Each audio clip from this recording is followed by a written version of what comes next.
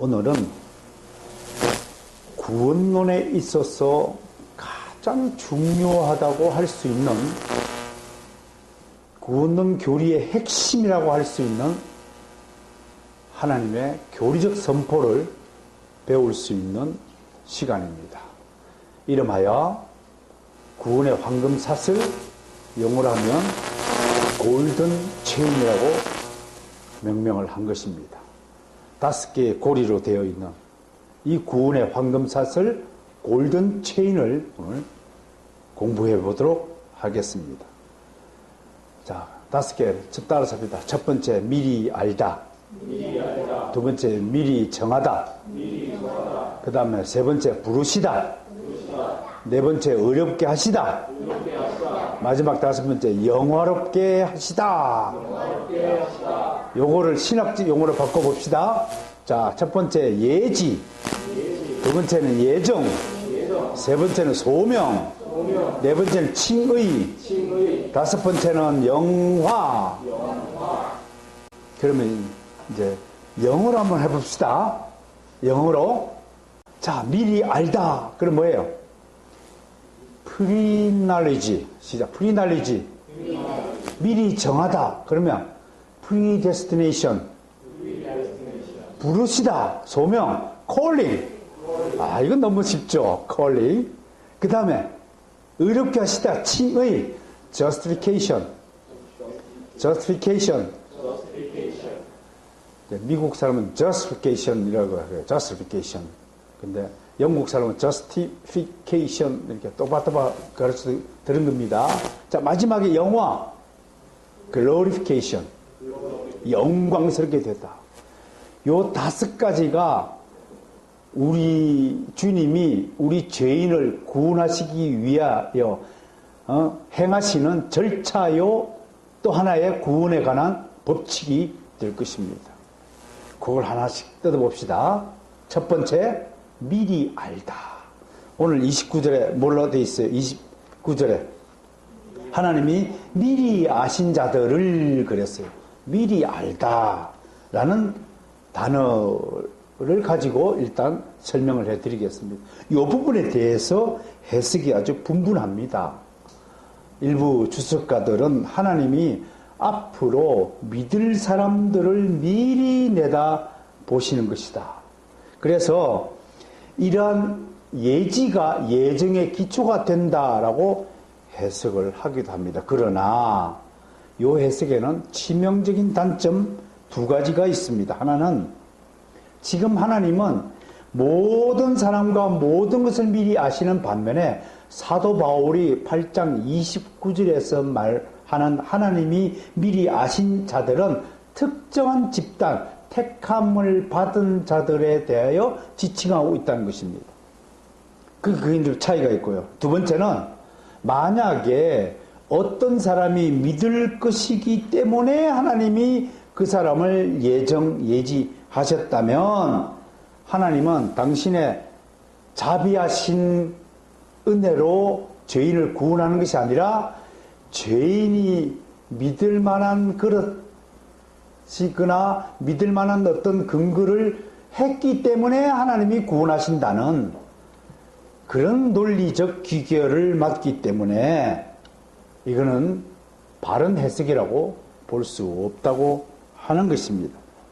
그러니까 우리의 구원은 하나님은 우리가 어떤 믿을 만한 행위를 했기 때문에 우리에게 믿음을 주시고 우리를 구원한 것이 아니라 하나님은 값없는 은혜를 우리에게 공짜로 주신, 공짜를 믿음을 선물로 주신다라는 것이 성경의 결론입니다. 다만 미리 알다라는 이 단어의 깊은 뜻을 좀 더 분명하게 이해할 필요가 있습니다. 히브리어로 미리 알다라는 것이 야다 그래. 야다. 알다. 근데 이 알다는 것이 그냥 know라는 그냥 알다. 어떤 지식을 가지다. 그런 단순한 상태를 가리키는 단어가 아니라고 하는 것입니다. 심지어 히브리어 야다는요, 부부가 서로 관계를 맺는 이런 상태를 지칭하는 단어로도 알게 되는 것입니다.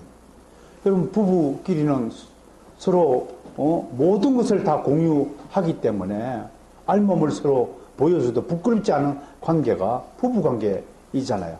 그러니까 이때의 알다, 야다라는 뜻은요, 완전한 인격적인 연합, 교류의 상태를 나타난다고 하는 것입니다.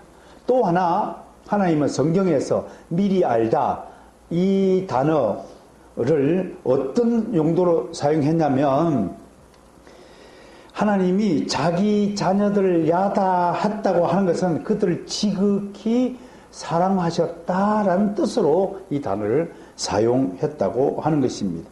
하나님이 광야에 있는 이스라엘 백성을 야다했다라고 출애굽에서 민수기에서 표현을 했는데, 요때 야다 표현했을 때는 자기 백성을 지극히 아끼고 돌보시고 사랑하셨다 라는 표현으로 사용했다고 하는 것입니다.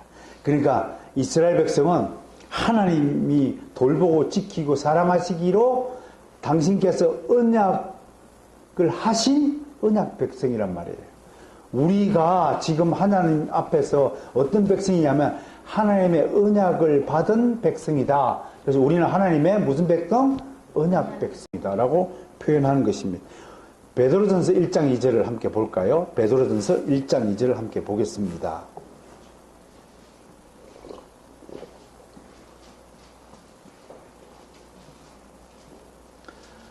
자, 우리 사도 베드로가 하나님의 예지와 예정에 대해서 어떻게 표현하고 있는지를 보겠습니다. 시작. 곧 하나님 아버지의 미리 아심을 따라 성령이 거룩하게 하심으로 순종함과 예수 그리스도의 피부름을 얻기 위하여 택하심을 받은 자들에게 편지하노니 은혜와 평강이 너에게 더욱 많을지어다. 거기에 미리 아심을 따라의 밑줄을 그으시고 택하심을 받은 자들의 밑줄을 그어보세요. 그러면 이제 사도 바울이 오늘 표시한 29절 말씀과 사도 베드로의 이 베드로전서 1장 2절의 말씀이 서로 긴밀하게 연관되고 있다는 사실을 우리는 발견할 수 있을 것입니다. 이런 부분에 대해서 위대한 또 조직신학자인 존 머레이, 우리 신학 공부하시면, 개혁주의 신학을 공부하는 사람들은 존 머레이 조직신학을 또 외면하고는 있을 수는 없는 참 훌륭하신 신학자 분이시죠. 이분이 이렇게 설명을 했습니다. 안다는 말은 어떤 의미에서 사랑한다는 말과 동의어다. 그러니까 그냥 아는 것이 아니라는 거예요. 저 사람이 나 알아. 그런 뜻이 아니라 그 사람에 대해서 속속들이 아는 거란 말이에요. 그 속속들이 안다는 것은 사랑하는 사람이니까 속속들이 아는 거지, 사랑하지 않고 그 사람에 대해서 속속들이 알 필요가 있을까요? 그런 차원에서 사랑한다는 말과 동의어다. 하나님이 미리 아셨다라는 말은 하나님이 미리 사랑하셨다라는 말과 같은 말이다. 멋진 해석이죠. 오늘 하나님이 미리 아신 자들이라는 표현은 하나님이 미리, 창세전에 영원전에 미리 사랑하신 자들이다. 이것은 하나님의 주권적이고 두드러진 사랑이다 라고 잔무리에는 갈파했습니다. 자, 그렇다면 잔무리의 이 주장을 뒷받침할 만한 성경 구절을 여러분들에게 한번 소개해 보겠습니다. 신명기 7장으로 가보겠습니다. 신명기 7장. 빨리 찾으시면 설교가 빨리 끝납니다. 네.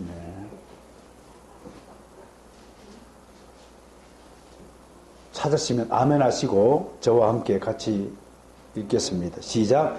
여호와께서 너희를 기뻐하시고 너희를 택하심은 너희가 다른 민족보다 수요가 많기 때문이 아니라 7절 8절입니다. 너희는 오히려 모든 민족 중에 가장 적으니라. 여호와께서 다만 너희를 사랑하시고 말미암 그 밑줄 거예요. 사랑하심에 밑줄 거예요. 시작. 또는 너희의 조상들에게 하신 맹세를 지키려 하심으로 말미암아 자기의 권능의 손으로 너희를 인도하여 내시되 너희를 그 종 되었던 집에서 애굽 왕 바로의 손에서 속량하셨나니. 이야, 여기에 보니까 너희를 사랑하심으로 말미암아 너희를 택했다라고 하는 말과 연결됩니다. 신명기 7장 7절에 너희를 택하심은 무엇 때문이라고요? 너희를 사랑하심은. 그러면 오늘 사도 바울의 로마서 8장 29절 30절에서 미리 아신 자들을 택하신다라고 한 것과 신명기 7장 7절에서 너희를 사랑하셨기 때문에 너희를 택했다는 말이 같은 뜻으로 우리가 해석이 될 수 있는 겁니다. 자, 하나님이 미리 아셨다.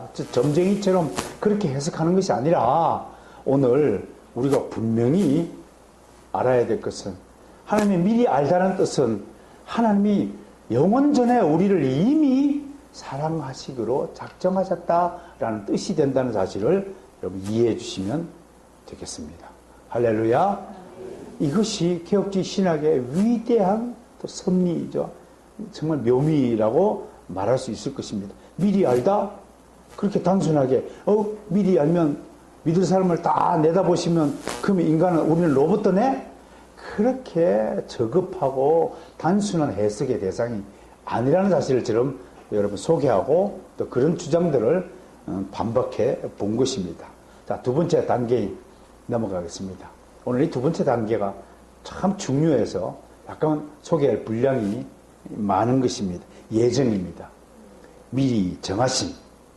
미리 정하다 헬라어로 프리오리조 헬라어로 그렇습니다. 이건 뭐냐면 사전에 뭔가를 결정하다. 프리오리조 결정하다. determine 이런 뜻이 원래 뜻입니다. 그러므로 여기서 우리가 진짜 생각해 보아야 될 것이 뭐냐면 그러니까 우리가요 지금 그리스도인이 되는 이게 우연히 된 것이 아니라 뭔가 사전에 중요한 결정이 되어 있은 결과로 내가 그리스도인이 되었다는 것을 의미하는 거예요. 그래서 자연적으로 내가 그리스도인이 된 게 아니에요. 여러분 열매가 복숭아 열매가 맺어지면 복숭아 열매가 자연적으로 그냥 툭 맺어진 것이 아니라 뭔가 어떤 성실한 농부의 손길에 의해서요 영양분을 공급받고 이렇게 사전에 충실히 열매가 맺어지도록 어떤 그 계획, 농부의 그 계획이 있었기에 열매를 맺은 것이다 라고 결론 내릴 수 있는 거예요. 믿으십니까? 네. 여러분이 여기 앉아 있는 것이 그냥 우연의 일치가 아니라고 하는 것입니다. 빌딩에 올라가면 빌딩 짓는 사람이 그걸 결정한 것이 아니라 그 빌딩의 건축주나 설계자가 미리 뭔가를 결정해 둔 거예요. 우리 빌딩은 이렇게 짓겠다. 하나님이 우리를 그리스도인으로 만들기 위해서 미리 사전에 다 결정해 둔 것이다. 그런 뜻으로 이 프리오리조라는 단어를 이해해야 하는 것입니다. 예정했다, 미리 정했다. 그런 단순한 뜻이 아니라는 사실을 여러분께 먼저 소개합니다. 그 다음에 오늘 29절에서 무엇 때문에 예정을 했냐고 한 다음에 그 목적이 두 가지 목적이 바울에게 기술되고 있죠. 첫 번째는 뭔가요? 아들의 형상을 본받기 위하여. 두 번째는 맏아들이 되게 하여. 여러분 아들의 형상의 본받기 뭐냐면 우리 모두는 천국에 가면 누구의 형상 모습을 담게 됩니까? 그리스도를 담게 되어 있어요. 그리스도로 전부 담게 되어 있어. 이 고약한 성질머리도 예수님처럼 부드럽고 아름답게 되어 있어. 제가 성질이 급하거든요. 성질 급한 것도 좀 느슨하게 예수님 좀 될 거예요. 뭐 생긴 모습은 어떨지 모르지만 품성이 그리스도처럼 나는 온유하고 겸손하니 너희는 나를 본받아라. 우리 모두가 온유한 사람, 겸손한 사람으로 바뀌어진다니까. 생각해 보세요. 지금 이 모습대로는 나도 사랑할 수 없어, 나를. 아세요? 하나님도 지금 이 모습은 우리를 사랑할 수 없어. 근데 하나님이 우리를 정말 사랑하시는 목적이, 이유가 뭘까요? 하나님은 아시는 거예요. 우리가 어떤 모습으로 변할지. 하나님이 사랑할 수밖에 없는 모습으로 우리가 미래에 변한다는 것을 하나님이 아시기 때문에 우리를 사랑하는 거야. 여러분, 우리가 형제를 어떻게 사랑해야 되냐고요? 지금의 모습을 보고는 사랑할 수 없습니다. 어떻게 사랑할 수 있습니까? 그러나 우리가 형제를 사랑할 수밖에 없는 것은 하나님이 우리의 미래의 모습을 미리 알고 그 모습이 지상 최고의 아름다운 모습인지 알기 때문에 사랑할 수밖에 없듯이 우리 옆에 앉은 형제들마저도 지금 모습이 아니라 그 속에 그리스도의 형상의 씨앗이 있고 그 씨앗이 점점 자라서 아름다운 그리스도의 열매를 맺을 수 있다고 믿기 때문에 사랑할 수밖에 없다고 하는 것입니다. 형제 사랑은 그러므로 당연한 것입니다. 사랑하는 성도 여러분, 형제끼리 먼저 사랑하십시오. 성도들끼리 먼저 사랑을 나눠야 할 것입니다. 두 번째, 맏아들이 무슨 의미입니까? 여러분, 믿음의 장자가 예수 그리스도의 계보를 잇는 족보에 포함이 되는 것입니다. 하나님의 믿음의 족보에 포함이 되는 것입니다. 우리의 개혁주의 신앙을 다른 말로 족보신학이라고 또 설명을 하는데, 그래서 아담이가 누구를 낳고 누가 누구를 낳고 뭐가 뭐를 낳고 그 지루한 뭐가 뭐를 낳는 그 이야기가 성경에 왜 기록되었느냐? 그 족보에 들지 않는 사람은 절대로 천국으로 가지 않기 때문에 그렇습니다. 믿습니까? 우리는 예수님의 족보에 속한 자가 되어야 됩니다. 상령체시, 채자, 천자, 로자의 족보에 속한 자는 지옥에 가지만 예수 그리스도의 족보에 이어진 자는 그 줄기에 대릉대릉 매달린 열매들만이 하나님이 천국에서 수확을 하신다는 뜻입니다. 그래서 맏아들이 중요한 거예요. 그러다 큰아들, 큰딸만 중요하다는 것이 아니라 믿음의 맏아들이 되시기를 주님을 축원합니다. 비록 집안에서는 육신으로 막내로 태어나고 둘째로 태어났지만 믿음에 있을 만큼 내가 장자가 되어야 되겠다. 맏아들이 되어야 되겠다. 비록 우리 숫자가 11명에 불과한 작은 소수이지만 아열교교회가 한국교회의 믿음의 장자교회가 되어야 되겠다는 것을 선포할 수 있는 것입니다. 여러분의 믿음만 있다면 아열교교회는 모든 사람이 우리로 보는 맏아들이 될 수 있다는 사실을 믿으시길 바랍니다. 그럼에도 종교개혁 이후로 개혁파 안에서 가장 뜨거운 논쟁 주제는 바로 이 예정론입니다. 특히 아르미니우스의 추종자들인 알미니안주의자들은 철저하게 칼빈이 찾아낸 발견해낸 이 예정론 교리를 부정함으로써 이단으로 정죄를 받은 것입니다. 저는 천국에 가면 칼빈 선배님을 만나 뵈면 꼭 물을 겁니다. 어떻게 해서 이 신비한 교리를 발견했습니까? 혹시 나는 천재야, 그렇게 답을 하지 않을까 예상을 해봅니다. 정말 예정론은 여러분 신비한 성령의 능력과 도움을 받지 않고는 예정론에 대한 교리적 이해가 생기지 않는다는 것을 먼저 전제를 합니다. 그럼에도 많은 사람들이 이 교리를 오해하고 지금도 이들의 주장은 철회되지 않고 있습니다. 이들의 후손들이라 하는 감리교도들은 지금도 칼빈의 예정론을 인정치 않고 있습니다. 심지어 어떤 강경파는 예정론을 악마의 교리다 라고 몰아붙이는 사람들도 있습니다. 칼빈은 살인자다 라고 막 공격하는 사람들이 있습니다. 과연 그럴까요?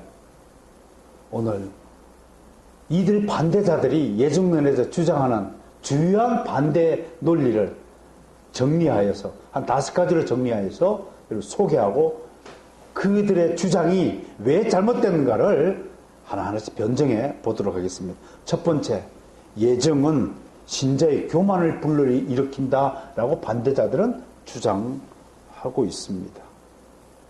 과연 그럴까요?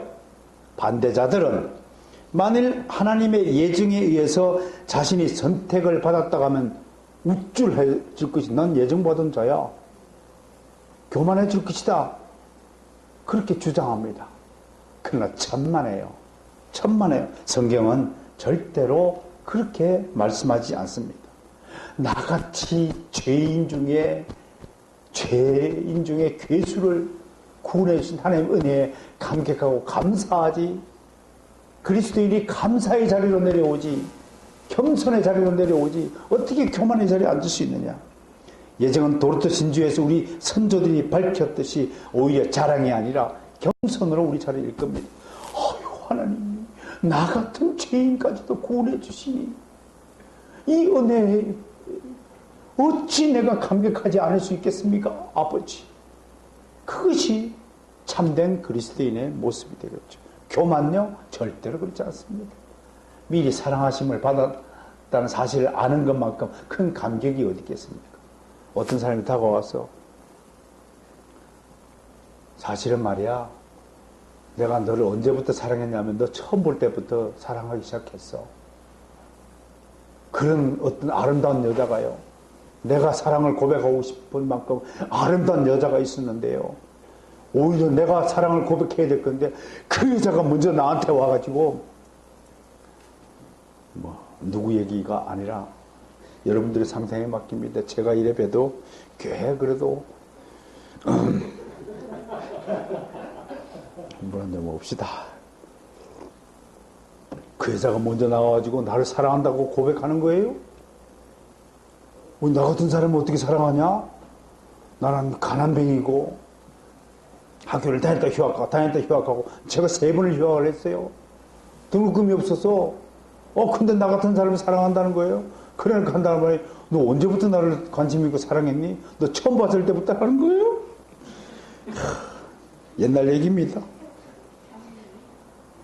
그 사실을 알 때 얼마나 감사한지요. 여러분, 우리가 예정을 받았다는 사실은 우리를 감격하게 만듭니다. 만약에 교만해진다면 그는 정말 예정을 받지 않은 사람일 것입니다. 두 번째, 예정은 불확실성을 불러일으킨다. 누구는 택하고 누구는 버리는가 하는 의문을 불러일으킨다고 합니다. 자신이 운명적으로 선택을 받은 사람인지 아닌지에 대해서 염려하도록 만들기 때문이다라고 반대자들은 주장을 합니다. 그러나 사실상 불신자들은요, 자신의 구원에 대해서 무지하거나 아예 관심이 없는 사람들입니다. 불신자들은 내가 택함을 받은지 택함을 받지 않은지에 대해서는 상상도 하지 못합니다. 그러니까 이런 질문들은, 이런 반대의 논리는 반대를 위해서 만들어낸 반대 논리에 불과한 것입니다. 오히려 우리 신자들의 성도들에게 예정론은 확고한 확신을 심어주고 있습니다. 내가 택함을 받았다는 데에서 얼마나 하나님께 감사하며 얼마나 내 구원에 대해서 경과 믿음을 반석을 갈 수 있는 기회가 됩니까? 내가 정말 택한 백성을 받았구나. 택한 백성은 정말 영원토록 하나님이 나를 버리지 않는다고 약속하였으니 하나님의 약속이 변개될 리가 없고, 그러면 나 하나님의 백성으로서 저 열심히 감사하며 살아야 되겠구나 하는 확신과 소명의식을 심어주었으면 심어주었지, 우리를 불안하게 만들지 않았습니다. 가끔씩 우리가 자신의 구원에 대해서 의심을 하고 불안감을 느낄 수는 있습니다. 그러나 마르틴 루터는 1515년에 쓴 자신의 로마 주석에서 이렇게 설명을 하고 있더군요. 예정은 성령을 가지고 있는 사람들에게는 놀랍고 즐거운 일이다. 사랑하는 성도 여러분, 여러분들이 오늘 이 예정론의 설명을 들으시고 정말 감격이 일어나고 감사가 일어난다면 여러분들은 정말로 틀림없이 하나님의 택함을 받은 백성임을 믿으시기를 주를 축원합니다. 칼빈은 기독교 강요에서 예정은 하나님의 주권에 의한 신적 작정으로 신적 비밀이기도 하다. 이것을 인간의 지혜로 풀고자 호기심을 가지고 덤벼드는 자들은 그들은 사망의 문 앞에 이를 것이다 라고 경고한 바 있습니다. 인간의 지식과 인간의 논리로, 인간의 지혜로 예정론을 이해하려고 하는 시도를 포기하십시오. 그냥 성령님께서 자연적으로 내가 미리 택함을 받았다는 사실이 정말로 믿어지신다면 그것은 성령의 역사가 될 것입니다. 세 번째, 예정은 무관심을 불러일으킨다 라고 반대자들은 이야기를 합니다. 구원이 전적으로 하나님의 역사이며 우리의 행위와는 관계없는 것이라면 우리는 그럼 마음대로 살아도 되겠네? 하나님이 다 미리 결정해두고 정해둔 것인데, 그러면 누가 어떤 인간이 자신의 구원에 대해서 관심을 가지고 어떤 인간이 자신의 구원을 위하여 열심히 살아가겠는가? 그런 주장입니다. 그러나 하나님의 주권에 대한 성경의 강조는 결코 인간의 책임을 감소시키지 않습니다.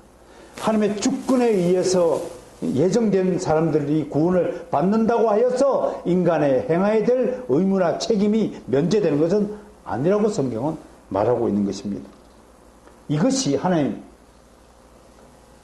나라에 있어서 신적 비밀입니다. 하나님의 주권과 인간의 책임은 하나님의 계시 역사에 있어서 우리 앞에는, 우리 보기에는 모순으로 나타납니다.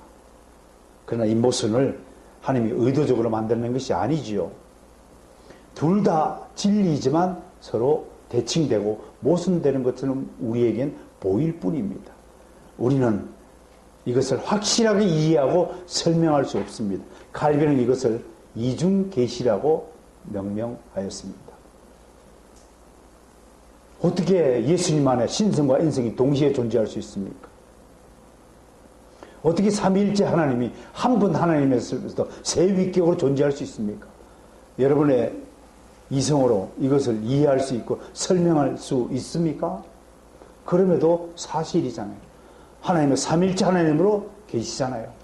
예수님 안에 신성과 인성이 동시에 서로 섞이지 않으면서도 같이 존재하고 있었잖아요. 하나님의 주권과 인간의 책임도 마찬가지예요. 모든 구원은 하나님의 전적인 은혜라고 말하면서도 우리는 또 우리에게 맡겨진 인간의 의무와 책임에 대해서 소홀히 하면 안 된다는 이 두 가지 모습. 아니 이미 하나님이 구원을 시켜준다는데, 쉽게 얘기하면 내가 할 일은 없네. 그럼 나는 빵빵 돌아도 되겠네.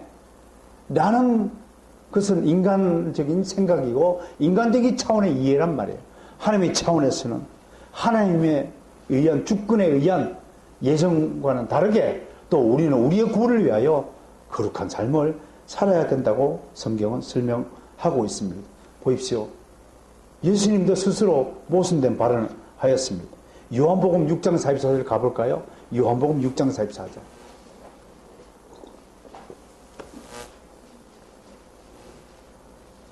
누가 큰 소리로 한번 읽어볼까요? 요한복음 6장 44절.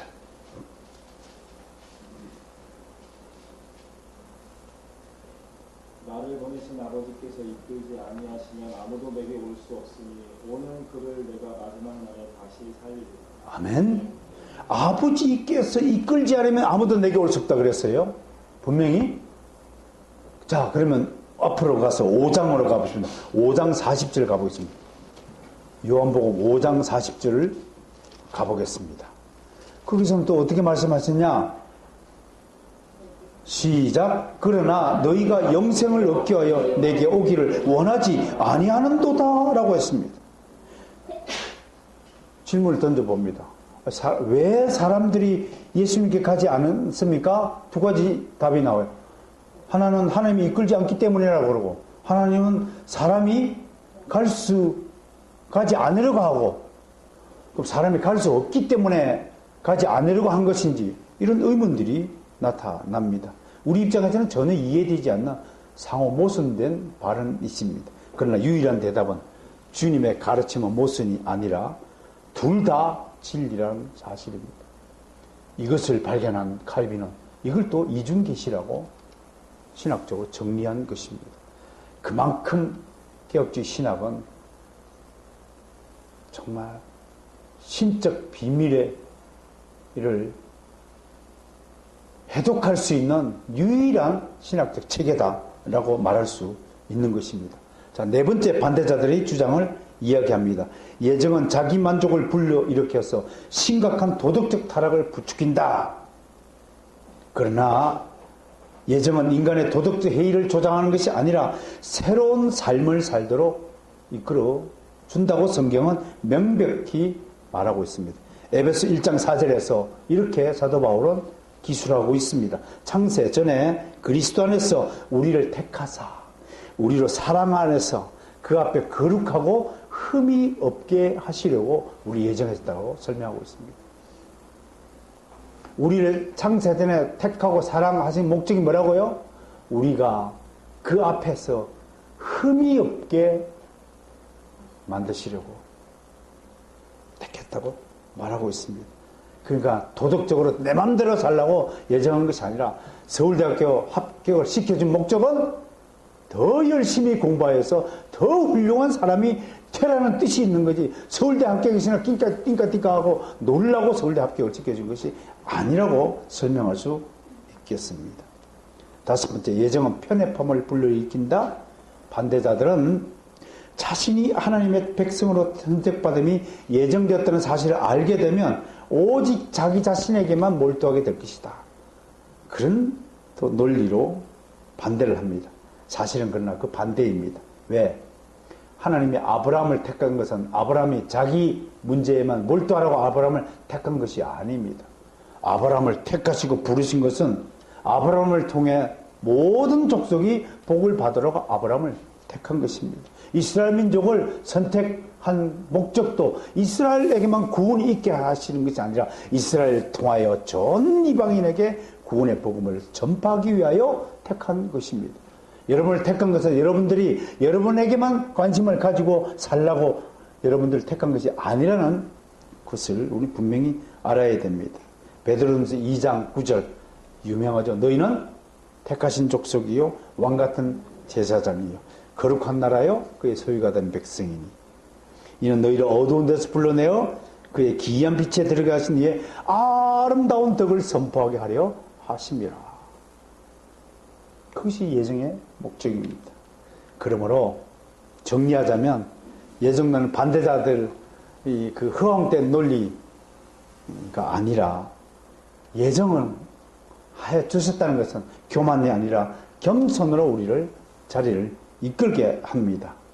북미 자유개혁교회 우리 지난번 돌아본 도르토 신조를 해설한 프랑코 목사님은 예정의 출발은 어디라고요? 산밑대 골짜기에서 출발하는 것이다. 가장 겸손한 자리로 우리를 이끈다라고 설명한 바가 있습니다. 염려가 아니라 두 번째 예정론은 염려가 아니라 우리에게 확신을 심어줍니다. 구원의 확신이 없는 사람보다도 더 불행한 사람은 없을 것입니다. 하나님은 우리의 예정을 통해서 우리에게 굳건한 반석 같은 믿음을 선물로 주시는 것입니다. 세 번째, 예정은 자기 만족이 아니라 자기 헌신과 거룩함으로 드러나는 것입니다. 나 같은 죄인을 구원하기 위해 창세전에 나를 택하심을 아는 자가 어찌 감히 하나님의 은혜를 등지고 살 수 있겠습니까? 물에 빠진 자를 구원해 줬더니 그 물에 빠진 자가 구원자를 무시하고 은혜를 망각하고 살아간다면 그는 하나님의 은혜를 받은 자가 아니죠. 그건 사람 같지도 않은 사람이 되겠죠. 만약 여러분이 하나님의 은혜를 받고 구원을 받는데도 불구하고 참 그리스도인으로 살아가지 않고 여전히 육적인 소욕에 이끌려서 세상 짐에 푹 빠져 살아간다면 여러분들은 하나님의 은혜를 등지고 사는 사람일 것입니다. 그러므로 예정론은 도덕적 타락이 아니라 우리의 성도들을 경건한 삶으로 이끌어줍니다. 그리고 예정은 하나님의 편애나 불공평한 처사가 아니라 오히려 하나님의 절대적인 주권의 위대함을 우리에게 보여주는 것입니다. 이것이 예정론입니다. 다시 한번 여러분, 칼빈주의의 예정론이 얼마나 위대한 신적 비밀을 보여주는 그런 비밀의 교리인지를 다시 한번 믿으시고 하나님께 감사와 영광을 올려드려야 할 것입니다. 자, 구원의 황금사슬 세 번째, 소명, 콜링, 부르심입니다. 3절 상반전에서 미리 정하신 그들을 또한 부르셨다라고 성경은 말하고 있습니다. 하나님은 그러니까 먼저 예정하시고 이제 역사 안에서 예정은 역사 저쪽에서 영원 전에 다 한 일이지만 소명은 역사 안에서 이루어진 일을 말하는 것입니다. 그리고 각자 개인에게 그 예정을 하나님이 하나 꺼내서 한 사람 한 사람에게 적용시키는 것을 소명이라고 하는 것입니다. 개인에 대한 예정의 적용이다. 그렇게 소명을 정리할 수 있습니다. 따라서 또 소명은 각 개인에 대한 예정의 적용이다. 여러분들은 창세전에 영원전에 하나님이 정하여 두신 그 계획이 적용되어 나타난 열매들이라는 사실을 믿으시길 바랍니다. 그러니까 그 첫 번째 단계는 뭡니까? 복음을 콜링을 하기 위해서 복음을 전하는 것입니다. 그러니까 소명에는 외적 소명과 내적 소명이라는 두 가지 종류가 있습니다. 우리가 하나님의 음성을 복음을 듣고 소명을 받은 자입니다. 그런데 두 가지 단계를 거쳐야 됩니다. 하나는 외적 소명입니다. 하나는 이 외적 소명의 대상자는 everyone입니다. 모든 사람들이 복음을 다 듣도록 되어 있습니다. 그런데 누구는 주님께로 나오고 누구는 주님께로 안 나오는 까닭이 뭐냐? 바로 내적 소명 때문입니다. 요 내적 소명은 택함 받은 자들만 반응하는 칩이 따로 있는 것입니다. 이해가 되십니까? TV로 설명을 지난번에 제가 해드렸죠. 리모컨을 탁 눌렀어요. 리모컨을 누르면 아날로그 TV는 절대로 반응하지 않습니다. 리모컨에 반응하는 TV는 디지털 TV에만 리모컨에 반응하게 되어 있습니다. 그러니까 하나님의 예정을 받은 사람들은 창세전에 이미 하나님의 복음에 반응하는 리모컨 반응기가 요게 하나님에게서 주어져 있는 사람들이 있겠습니다. 우리는 아날로그가 아니라 디지털 족속입니다. 이해가 되십니까? 그래서 부름을 받는 거예요. 그 사람만이 부름을 받아서 성령께서 역사에서 내적으로 복음을 영접하도록 되는 것을 내적 소명이라 하고 그것을 효력이 있는 소명이라고 해서 신학적으로 따라잡다. 유효적 소명. 이해가 되십니까? 신학적 단어들, 용어들을 이렇게 설명해 드리면 금방 이해가 되는 것입니다. 자, 네 번째 단계가 의롭다 하심, 칭의. 이거는 지금까지 설교를 통해서 여러 번 반복해서 소개했습니다. 3절 중간에 부르신 그들을 또한 의롭다 하시고 라고 했습니다. 하나님의 부르심을 받고 믿음으로 순종한 사람들을 하나님은 의롭다고 여기십니다. 의롭다고 쳐준다고 그랬습니다. 그 많은 값어치가 아닌데도 불구하고 우리의 값을 한층 높여서 매겨주셨다고 하는 것입니다. 그러나 의롭다함을 받는다는 것이 단지 죄를 용서하고 해방시켰다는 사실보다도 이 칭의는 훨씬 더 중요한 의미를 가지고 있습니다. 그러니까 의롭다고 쳐준다는 것은 죄인은 의가 사라진 존재입니다. 의가 없는 존재입니다.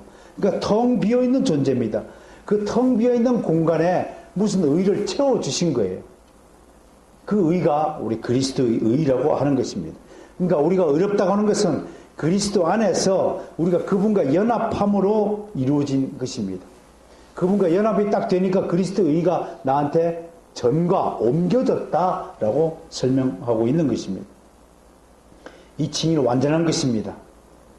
유보적이거나 종말에 예약된 것이 아닙니다.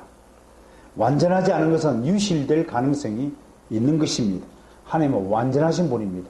완전하신 하나님이 의롭다고 쳐주셨으면 그 의로움은 완전한 것이 될 뿐입니다. 그분의 역사는 유보적이나 예약받을 필요가 없습니다. 요즘에 이 칭의론 가지고 자꾸 성경의 교리를 왜곡하고 자꾸 다른 구원론을 우리가 소개하는 것, 이런 것들은 정말 저는 다른 복음, 헤테로, 유앙겔리온, 사도 바울은 갈라디아서에서 다른 복음을 전하는 자를 저주받을 것이라고 경고한 바가 있는데, 이게 다른 복음인지 우리 안에 있는 그렇게 주장해도 될 수 있는 소리인지는 살펴봐야 됩니다. 저는 메이첸 박사의 모든 주장을 다 동의하지는 않습니다. 메이첸 박사는 심각하게 차이가 있지만 치명적이지 않은 차이에 대해서는 용납하고 서로 포용하고 수용할 수 있다는 입장이었습니다. 그러나 반대로 반틸 박사 같은 경우는 그것은 다른 복음에 해당한다고 분명히 선을 그은 바가 있기 때문에 어떻게 우리가 정리를 해야 될지는 신학적인 몫이 또 남아있다고 할 것입니다. 여러분들이 읽는 기독교 자유주의라는 그 책에서 메이첸 박사는 그럼에도 불구하고 치명적인 차이가 아닐 경우에는 우리가 용납해야 된다라고 하는데 그 또한 겸손한 입장으로 또 우리가 수용할 수 있기를 원하는 것입니다. 자, 마지막으로 영화로우심, 영화입니다. 30절 밑에 보니까 의롭다 하신 그들을 또한 영화롭게 하셨다라고 합니다. 영화, 영광이라는 단어가 동의어입니다. 영광 여러분 헬라어 다 아시죠? 독사. 독사.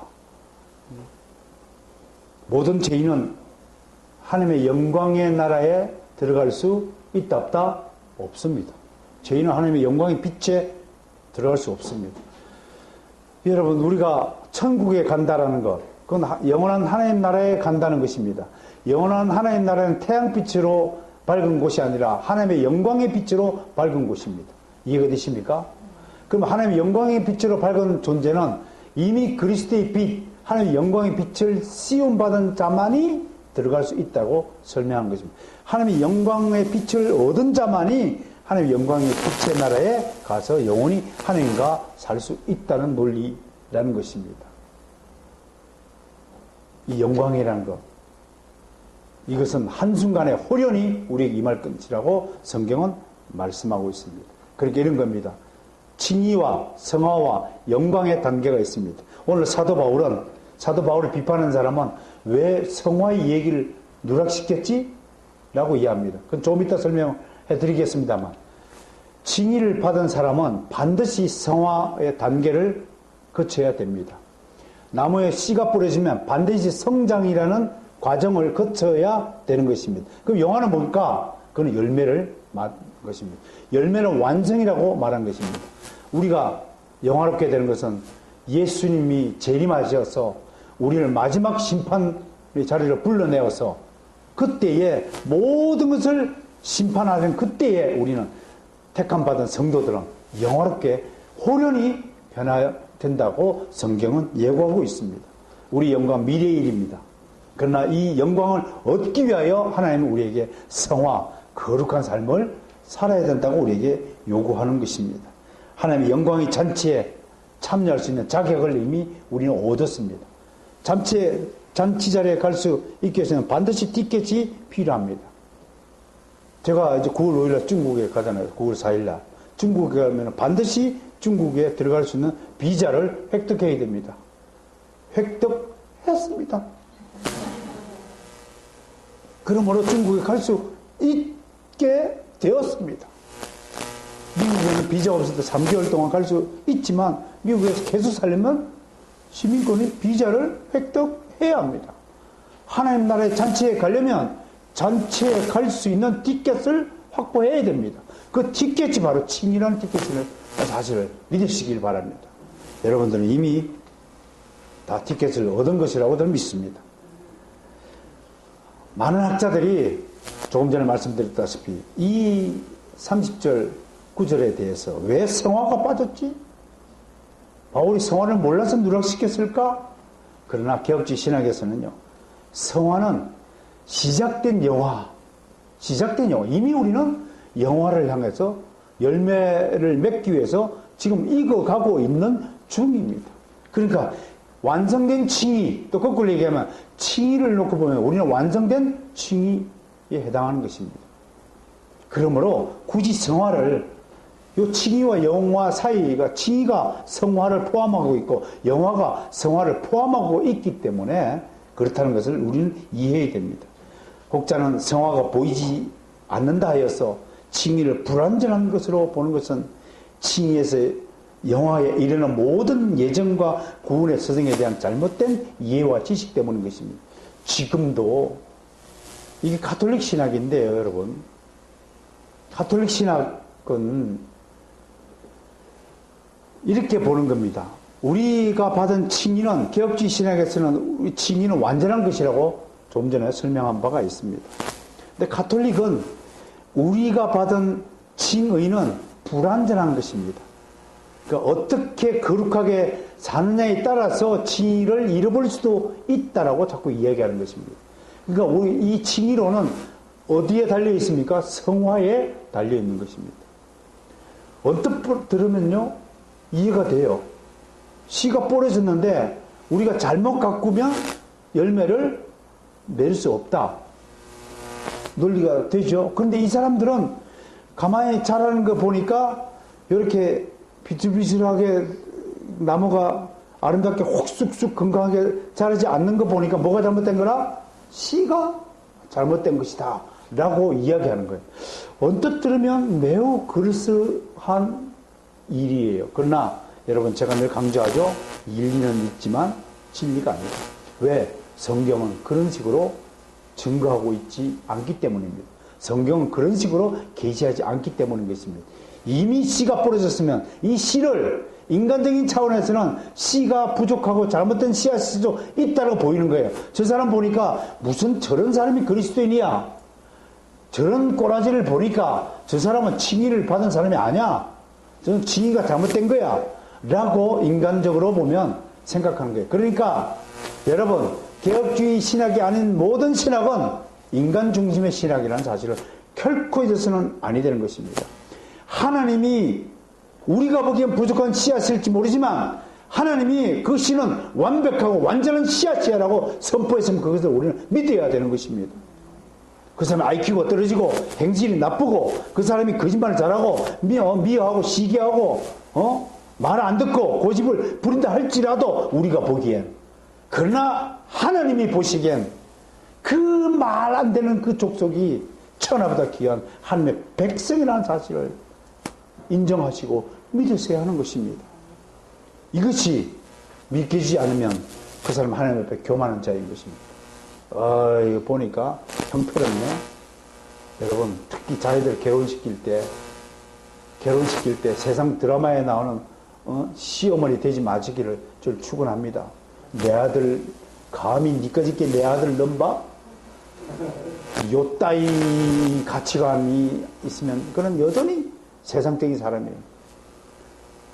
며느리가 들어오면 아이고, 세상에서 제일 못난 내 아들을 네가 사랑해 주다니, 넌 정말 하나님이 우리를 위하여 보내주신 아름다운, 세상에서 제일 아름다운 멋진 열매야. 그렇지, 향기 풀풀 나는 존재야. 고맙다 얘야. 이렇게 못나고 능력 없고 지질이도 어리석은 내 아들을 사랑하고 결혼하여서 돌봐주겠다니 며느라 고맙다. 이래야 하나님 나라의 백성이고 그게 해야 이 기독교적 가치관이지. 감히 네 족보가 어떻게 되냐? 집안이 어떻게 돼? 아파트 몇 평 살아? 돈 얼마 벌어? 그딴 식으로 가지고 한다면 여러분들 뼛속 깊이 유교주의자예요. 여러분들 여전히 거듭나지 못한 사람이에요. 그 세상적인 시어머니들 세상에 나왔고 종편에 나와서 떠드는 거 보면 한심해 죽겠어요. 그건 무슨 사상이고 가치관이라고 자랑하고 떠들고 앉았어요. 우리 며느리가 어떻고 어쩌고 아들한테 뭐 밥을 해줬니 안 해줬니? 세상에. 결혼하면 끝. 결혼하면 내 거? 아니야. 절대로 간섭하면 안 돼. 그 성경의 정신이에요. 둘이 연합하여 한 몸을 이뤄 부모를 떠나라. 왜 창세기 하나님 명령에 있겠어요?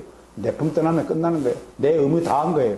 내게 맡겨진 하나님의 자녀를 결혼할 때까지 잘 양육했으면 내 의무는 끝나는 거예요. 나머지 하나님이 평가하시는 거예요.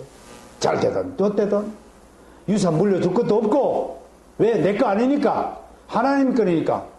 키우셔도 이젠 하나님이 키우실 것이고, 그 가치관이 변하지 않는다면 여러분들은 그냥 껍데기만 그리스도인이에요. 참 그리스도인은 이 생각부터 완전히 달라지고 개혁되어져야 여러분들 크리스찬이에요.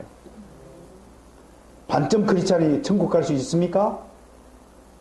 그런 거 없습니다.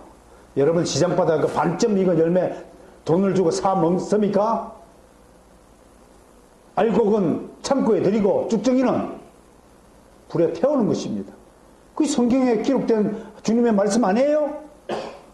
여러분들이 세상적 가치관을 버리지 못하고 살아가면서 어떻게 하나님이 여러분들을 추수할 것이라고 기대하고 사십니까? 어불성설이죠. 말도 안 되는 소리죠. 타협이 없습니다. 구원에는 타협이 있을 수 없습니다. 명심하시길 바랍니다. 지금 이 구원의 서정 골든 체인 5개 단위는 이제 개혁지 신학자들에서 9가지 단계로 풍성하게 발전하여 있습니다. 특히 아까 처음에 소개했던 존 머레이 같은 신학자가 9개 단계를 설정하여 우리 신학을 정리하여 주셨습니다. 그 시점으로 시제적으로 과거의 일과 현재의 일과 미래의 일로 나눴습니다. 자, 과거의 일이 6개예요. 현재의 일이 2개예요. 미래의 일이 1개입니다. 기억하시기 바랍니다. 자, 과거에 이미 여러분 구원받았습니까? 믿습니까? 그렇다면 여러분에게 6개의 일이 이미 이루어졌습니다. 그게 뭡니까? 과거에 이미 부르심을 받았습니다. 여러분 기억하든 못하든 여러분들은 반드시 주님의 복음을 듣고 여기 오셨습니다. 그거를 소명이라는 것입니다. 그리고 여러분은 반드시 성령과 물로 거듭났습니다. 그걸 중생이라는 겁니다. 믿으십니까? 그리고 여러분들 반드시 주님 앞에 회심하고 회개하였습니다. 믿습니까? 회개한 백성을 의롭다고 칭하여 주는 칭의가 일어났습니다.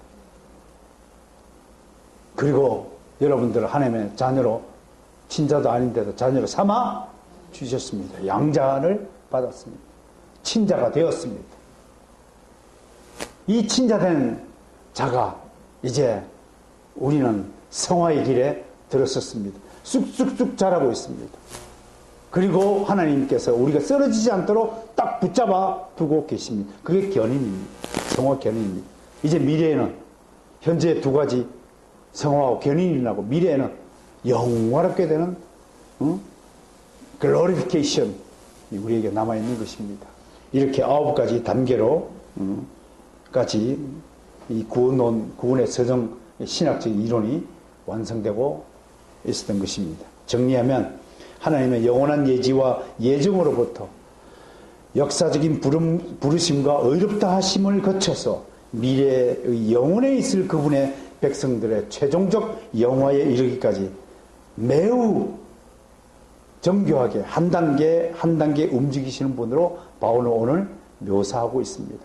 여러분, 기독교의 사상체계가 왜 만들어졌는가 오늘 여러분 현장을 목격하고 있습니다. 바로 하나님께서 사도 바울을 통하여 예수님이 선포한 그 복음을 신학적 체계로 하나씩 정리하여서 오늘날 우리 기독교가 탄생하고 그 논리에 의해서 교회가 설립되어서 우리에게 지금도 이 강단에서 하나님 말씀이 선포되어지고 온 세상을 향하여 복음이 전파되고 있다는 사실을 감사해야 할 것입니다.